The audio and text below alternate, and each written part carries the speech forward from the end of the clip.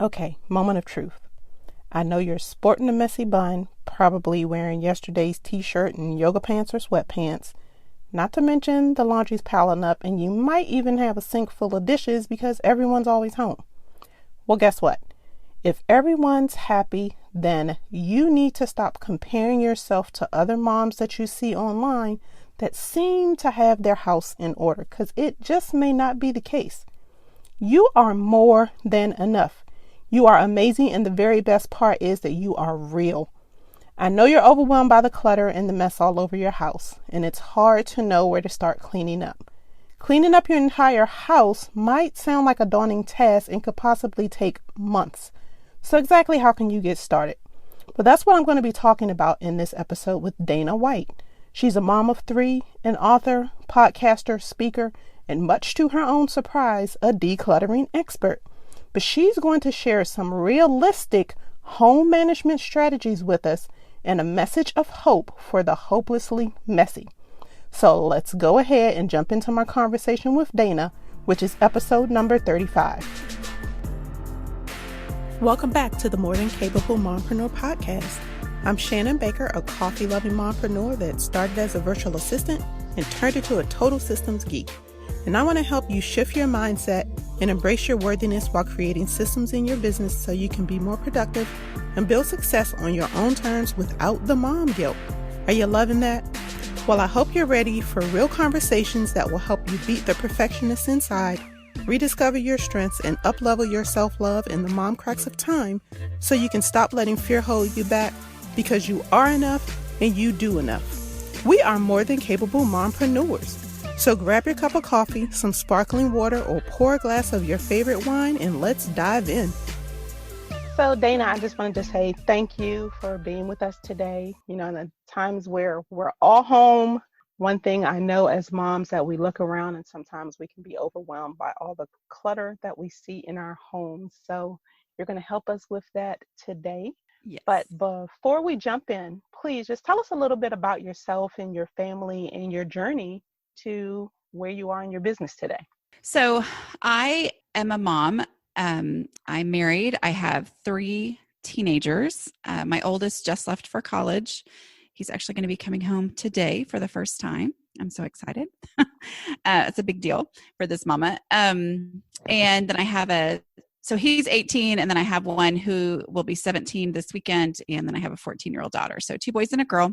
And my business journey is basically that I wanted to be a writer, and I felt like that was something that I would be able to do along with motherhood, you know, and maybe have a little more control of my own time. And back in 2008, I think it was, I discovered what blogs were and realized that was what I wanted to do, because I realized people were writing, other people were reading it, people were turning it into a business. And I was like, okay, this is for me. But I did not start a blog until about 1.5 years later, in August of 2009. And the reason I waited was my house was a disaster. And I wanted to get my house under control before I took on this thing that, you know, some people kind of fall into blogging. I'm not a faller into, like, I'm a jump in knowing what I'm doing. I'm so excited, you know, so I knew that it would be something that would consume me. And I felt like I couldn't have anything else take my focus away from my house, because it had been such a constant struggle and I'd never been able to get under control. So I started, basically this was supposed to be a practice blog, and I called it A Slob Comes Clean. I did not tell my husband, anybody, my mom, my best friend, nobody. I didn't tell them what I was doing, because I really thought in the beginning that I was going to just get my house under control, use this as a way to stay focused on that while also kind of getting to learn about blogging. And then I was going to be done and my house would be perfect. And I was going to write about the things that I actually felt qualified to write about, you know? And so that's basically how things got started. It's now 2020, and I'm still writing about the same thing, but obviously in a different way. It turned out that was the thing that I was supposed to be writing about all along. That was the thing that people needed. and developed a community. So I now have a podcast. I have several books that are out, and those things, that plus the blog, plus, the podcast, plus the blog, plus the books, plus speaking, that all works together to be my business. And it is most definitely a full-time job. I do have several assistants who, none of them are full-time, but, who do different tasks for me on a regular basis to make it to where I can focus on more the creative stuff, which is what I want to do. But yeah, so that's basically how it has turned into what it is today. Great. And I started listening to your podcast probably, I would say, about 2 to 3 weeks ago at the time that we're recording this episode. And I just loved how real and authentic your message was. I mean, like you, I'm one of those, I like everything to be in its place, but we know reality is there is no perfect place for everything. So when I heard you say that, I was like, yes, I love her, because that's so me. Well, it's so funny to me. It's very funny to my mom that this is what I do for a living, because she knows how much this was a struggle my entire life. But that right there, what you just said of, oh, good, this is what I needed to hear. It's like I've been able to kind of combine this teaching, but also writing and, those types of things all together is what has built into this community that I'm able to, have as my business. So for those who are listening, who are overwhelmed by the things that they're seeing in their home now, because of course, we're all still spending a lot more time at home than we are used to doing ever in life. Yes. So you see a stack here, a pile there, you see one pile, you're moving on to another, and eventually we may start to clean up, but then we get so overwhelmed that we just give up. So what's the first thing that someone can do to get started decluttering when they're feeling completely overwhelmed by the way that their home is right now? Let me just explain how overwhelmed I was when I got started. I mean, I was overwhelmed by the state of my home, but I was also overwhelmed by all of my failed attempts at getting my house under control. That's most of us. Yes. And so I had no faith in myself. Like I had no belief that I could ever figure this out because I had tried so many times.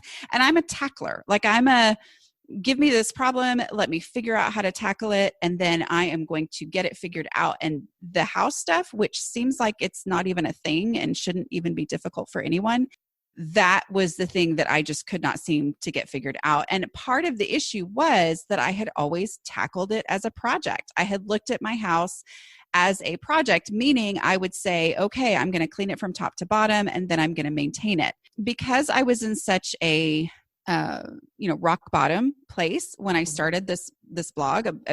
I was so frustrated with it. I thought, you know what? I'm just going to do the dishes. I know that people whose houses seem to always be under control, their kitchens are never a disaster, and my kitchen's always a disaster. Like that's just my moment of desperation. I said, I'm just going to do the dishes, whatever. That's it. That's all and I started doing the dishes every single day. And it sounds so simple and like, really, that's the thing. But I realized that was the thing that got me going on actually getting my house under control. Because the thing is, there's this thing called dishes math. I made it up, but that's what I call it. And it's basically that I did not know how long it took to do 1 day's worth of dishes because I never did 1 day's worth. I waited until it was worth my time. Well, waiting until it was worth my time meant that I was doing 2 to 3 days worth of dishes, which meant I was basically doing all of my dishes out of desperation because I didn't have any clean ones. And so when I started just saying, okay, I'm just going to try to keep my dishes under control, whatever that means, I realized, oh, if I will do them every single day, it takes 15 minutes.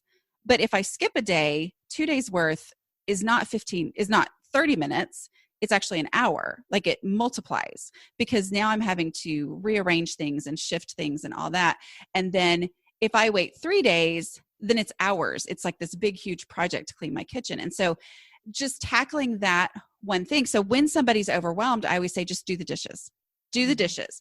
Go do that. Because the other thing that happens is when your dishes are done and it's only taking 15 minutes a day, then when it's time to cook a meal, which we've all been doing way more in the past year than we have ever before. I mean, I've always been one who cooked, and yet I have been like, are you kidding me? This is so much cooking at home that Yes. we've been doing. But as we do that, it's like, oh, okay, well, now cooking doesn't take anywhere near the effort that it used to because I don't have to clear off spaces. Every dish that I need to cook is ready to go. I mean, it's like, oh, okay, that makes that part of life easier. There's also a real mental thing that happens too when you've got all these other little tasks or even things that you would enjoy doing that you want to spend time doing. When my kitchen was dirty, when my kitchen was out of control, I would think, I can't do this fun thing or even this other thing because I really need to go get my kitchen cleaned up. And so it was constantly weighing on me. When I was taking 15 minutes a day to keep it to where it never got out of control, then it freed up other time in my day for me to do other things. Does that make sense? It really does. And when I heard you say that, it reminded me. So I actually did an episode on, I think it's episode 15, talking about messy house mom guilt. Mm-hmm. And, one of the things that I've come to recognize is I had to pick the spots that I was going to keep clean. And even my family knows at the end of the day, everyone has to do their part and the kitchen needs to be clean, which dishes, that's my daughter's responsibility. And she knows mom is going to hit the roof if she goes to make her morning cup of coffee and there are dishes in the sink, because it's like, to see it just throws everything off balance. Well, and part of the issue for me was I didn't see it. Like it didn't bother me the way that it does. The way that I felt like this should bother me more, but it's like I wouldn't see the incremental mess. I would see, oh, it's perfect and I love it. The sink is empty and the kitchen is clean. And then I wouldn't notice as it was getting bad. So I had to make it, I call it a pre-made decision. Like I don't let myself evaluate whether or not I need to do the dishes. I made that decision a long time ago. I've learned from experience that it makes a huge difference if I will just get them done every single night. If I let myself make the decision, I can start to go, well, there's just a few. Maybe I should wait until it would really be enough to fill the dishwasher. Or maybe, and instead, I take that decision away and I go ahead and I fill the dishwasher.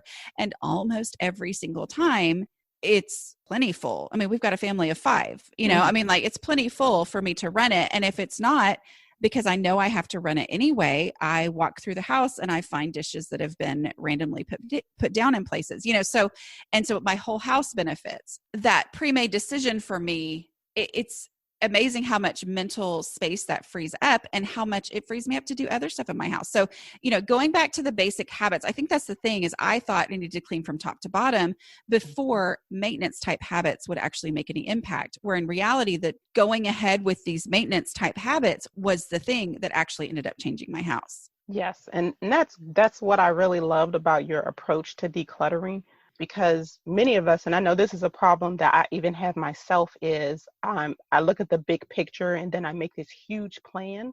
Yes. But I've had to train myself to, it's not all or nothing. You've got to break it down so that you can see the progress that you're making by taking the little steps. And then you eventually get to the big goal that you want, but you've got to think small.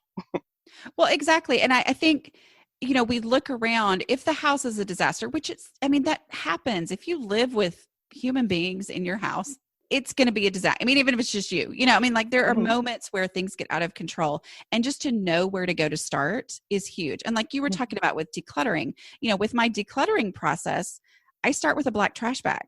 That's step one, is just start pulling out trash. Even if there's no trash there's something about giving myself permission to do the very simplest possible no-brainer thing first that gets me started. And getting started, generally there is something there that can be thrown away, and it makes a visual impact. It makes it visually less overwhelming, and I'm more able to keep going. And it does work. I've started going through that process in our house. And it's funny that you said black trash bags, because that's exactly what I use. So I was like, yes, I'm doing this right. But well, and they have to be black because you don't want the people in your house to see what you're putting inside of them, And they never miss it anyway. If it's in a pile, no one misses it. So I toss it. But if they see it all of a sudden, like, then they're going to be thinking, well, I forgot about that. And now I have to have it. I have to keep it. So I like to keep that, nice opaque trash bag there. Yes. And my daughter is the one that's like, oh, that's where that went. Oh, I need to put that. No, if you haven't seen it and it's been in this pile for 2 months, you don't need it. Yes, So toss it. I love it. It's so liberating. it So is.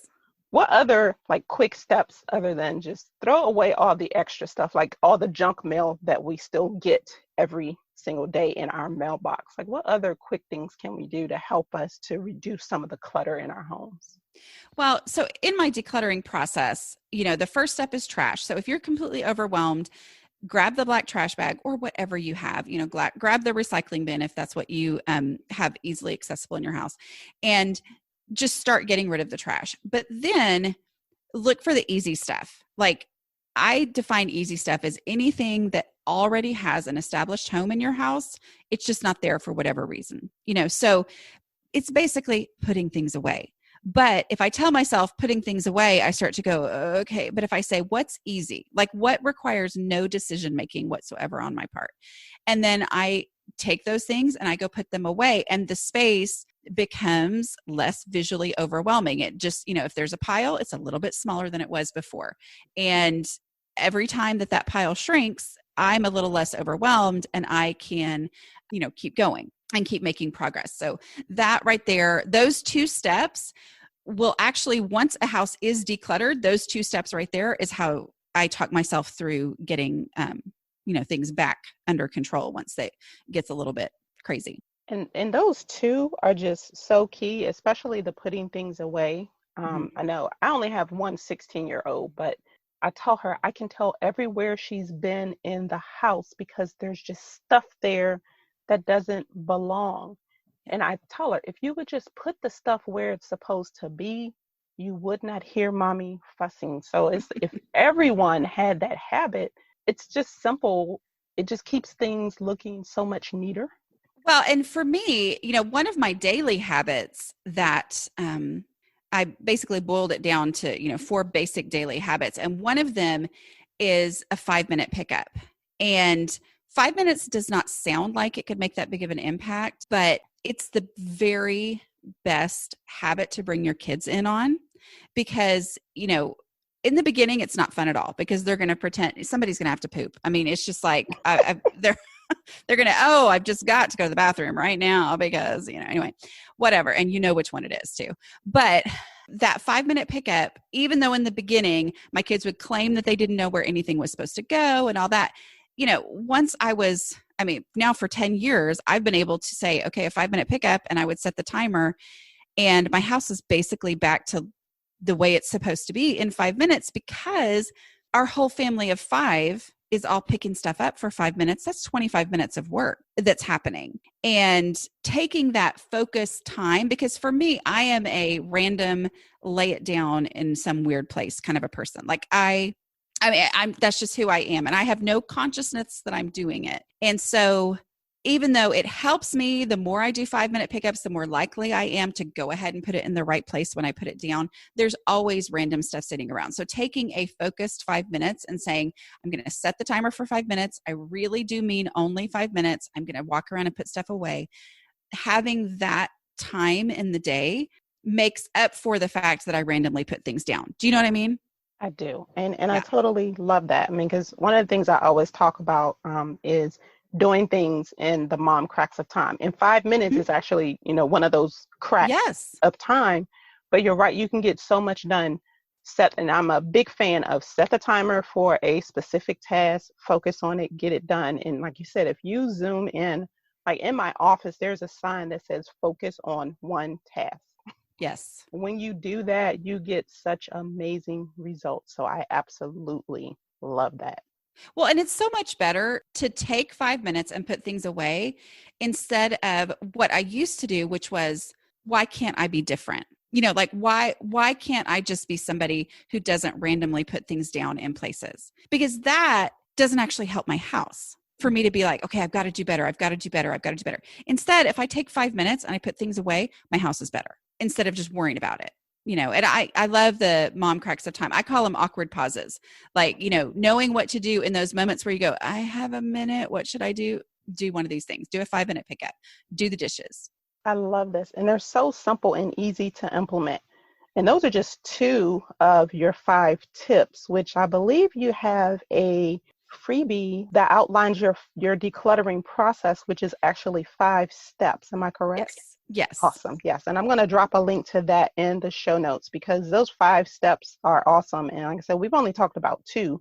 And just those 2 alone with the one daily habit will just help free up space, not only in your home, but as you've referred to several times, it frees up mental space so that we can use Yes. that to focus on other things that we need to do in our home. Well, and my 5-step decluttering process is designed for the busy and distractible person because it's designed for me. I mean, like this is the process I came up with for my own home. And so then I have shared that. And the whole point is that if you will follow the steps in order, you're going to make progress and only progress, never ending up with a bigger mess. Because a lot of times, a lot of decluttering advice traditionally is to pull everything out of a space and then just put back what you want to have in there. My problem was I would pull everything out of a space and then life would happen, or I would simply just get overwhelmed looking at it and I would walk away, and all of a sudden now my house is worse off because what used to be behind a cabinet door or in a drawer was now out on the counter. And that would make me not want to declutter the next time. So my steps are one item by one item, which can feel like it's less efficient, except that whenever you have to stop in the process, whether it's been after 5 minutes or 5 hours or 5 days, whatever, you have made progress. It's better than it was before. And that is, that's the best way to use, like you said, the mom cracks of time is, because I used to think in a mom crack of time, I would look at a space and go, well, I don't have time to deal with this right now. But if I know that I'm only going to make progress, I can go ahead and start throwing away trash. And then that space is better in whatever that crack of time was. Now, this has been great, Dana. I mean, and like I said, it's so easy to quickly implement. So it won't overwhelm anyone that's hearing these tips. So now before we hop off, I just have one question for you. Mm-hmm. So what is one system or routine in your life or in your business that you can't live without? And I'm guaranteeing it's going to be one of your daily habits. Okay. I mean, I would say do the dishes for sure, because that is the thing that everything grinds to a halt. But I've already talked about doing the dishes. Yeah. So let me think. If you don't do the dishes, what else comes to your mind that you absolutely have to get done? Well, we already talked about the 5-minute pickup. Okay. I would say, well, let's talk about something business-wise. Okay. Can we do that? Yes. Life or biz, that works. Yeah, absolutely. Since you're business focused, I would say taking advantage of not spreadsheets. I'm sorry.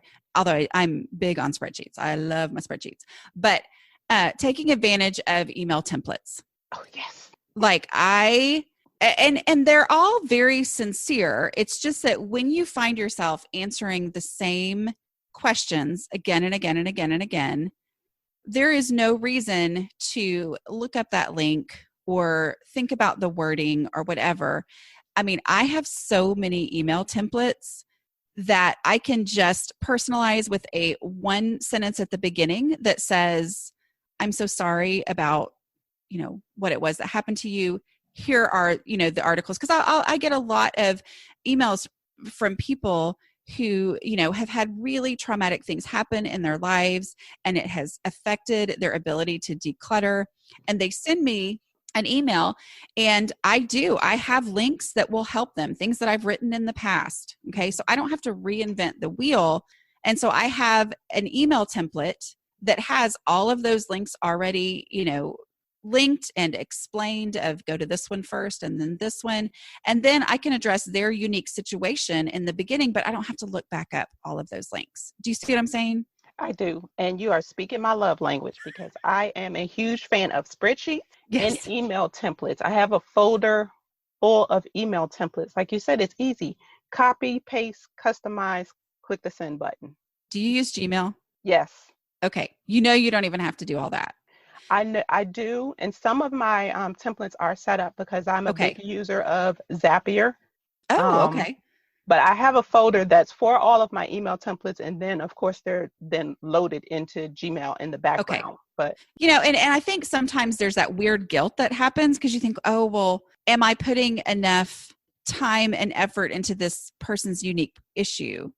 But at the same time, what happens if you don't do that, if you don't streamline it, then you can't help as many people, because I would just have to let the email go because I just simply don't have time to answer 15 emails that ask the same thing. Instead, I can have a template done and then I'm able to actually help those 15 people.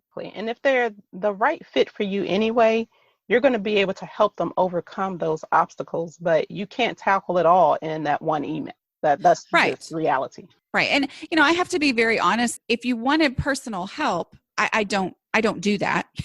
I know that sounds terrible, but I'm like, the reason I don't do it is that I can help so many more people by writing a book, so my books, they're there and they answer all these questions and they answer pretty much all the questions I ever get from people.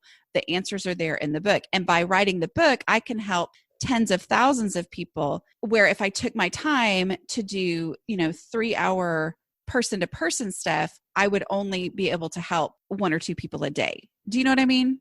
I absolutely do. And especially because you have the 2 books, which they're Decluttering at the Speed of Life and How to Manage Your Home Without Losing Your Mind. Yes. You have your blog, you have your podcast. So like you said, all of your information is out there. If they really want to do kind of a self-help kind of approach, you've put it out there. So you don't have to do that one-on-one personal assistance, which you don't offer as a service. So it saves you time. So definitely.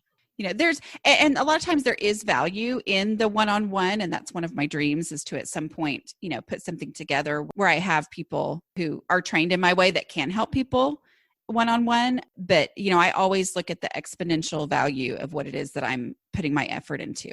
Great. Yes, you have to know where you want to spend your time and stay there, that if that's what you want to do. So it's great you have those boundaries in place. But I want to say I have truly enjoyed talking with you, and I can't wait to implement that 5-minute pickup in my house here. So before we go, where can everyone find you online?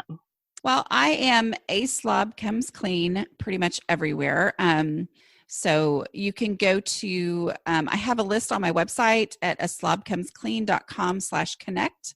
And that has links to my Facebook and Instagram and all of those fun places to connect. I do have a pretty active Facebook page, but my kind of personal day-to-day type stuff, I find myself doing that more on Instagram now.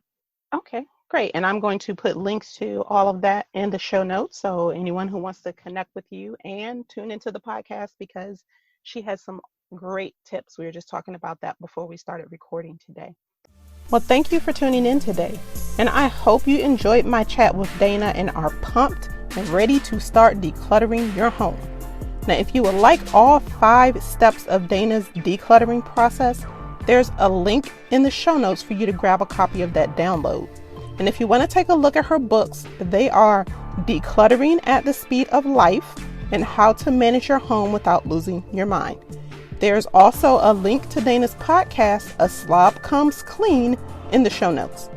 And if you enjoy listening to the show, please be sure to subscribe in your favorite podcast platform. If you learned something new, please let me know. Take a screenshot, post it in Instagram stories, and tag me at The More Than Capable Mompreneur. And don't forget, you are more than enough. So until next time, keep calm and streamline.